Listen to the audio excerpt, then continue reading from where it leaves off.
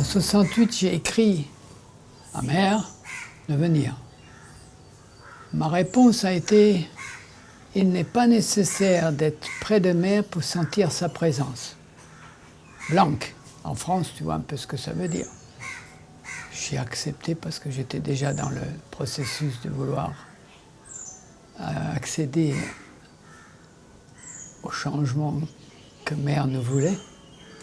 Et en 72, j'ai réécrit, après quelques temps, j'ai travaillé, fait un petit peu de sous pour venir ici. Elle m'a dit, viens. Je suis venu et je pouvais la voir dans sa chambre, et j'ai dit, il y a tellement de gens qui viennent embêter, moi je vais attendre son darshan. Alors j'ai attendu le 21, le matin, apparu au balcon. J'ai pas vu une personne, j'ai vu quelque chose d'autre. Une conscience qui regardait, pas une foule, qui voyait chacun.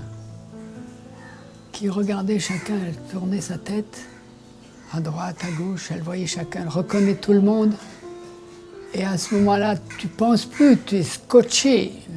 Tu es là à regarder, tu dis, c'est vraiment le moment où la Terre doit vouloir un changement. Et je voyais Mère et j'ai dit oui. Parce qu'il y avait un message qu'elle disait, le monde se prépare pour un grand changement. Voulez-vous aider? Et j'ai dit oui. Et c'est ça que j'ai regardé quand Mère était au balcon. Et quand tu la regardes, tu ne peux pas dire ce que tu regardes. Tu peux pas dire, tu peux pas juger. Tu peux pas expliquer. Tu essayes de t'ouvrir et de recevoir. Tu ne regardes pas une personne, tu regardes ton aspiration. Tu regardes ce qu'elle représente.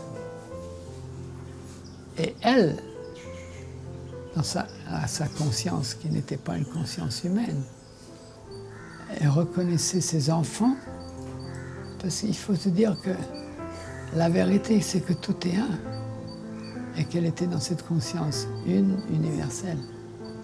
Tu comprends? Tu ne peux pas te émousser avec des possibilités qu'en regardant Mère, tu t'es transformé, hein, ça va quoi. Mais elle infusait dans tout ce qui était là la volonté de changement, dans la matière, dans la forme. C'est une évolution. C'est une évolution qui demande à l'humanité de changer sa conscience afin qu'une harmonie plus grande puisse faire face à ce chaos.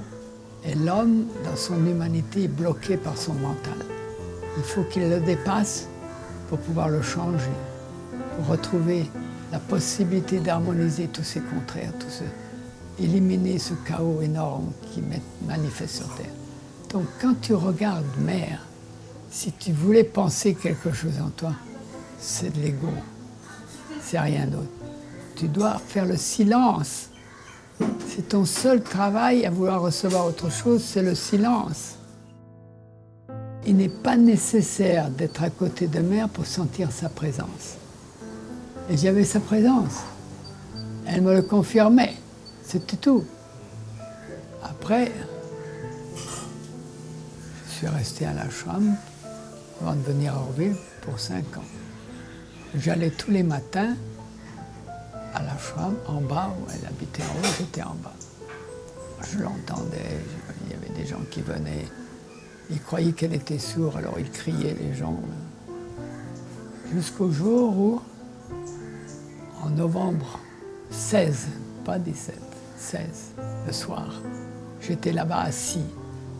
Je me suis senti porté, comme si tout mon corps essayait de se soulever.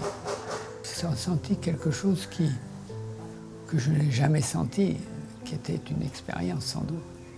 Et je me suis calmé, je dis non, André, te laisse pas emporter par ce qui t'arrive.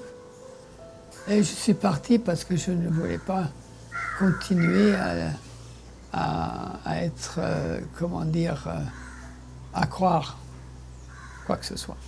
Je suis parti. Le lendemain matin, c'était Mère qui sortait de son corps. Et c'est ça, c'est ce sentiment-là qui petit à petit menée à sentir que mère n'était pas physique, qu'elle était la conscience.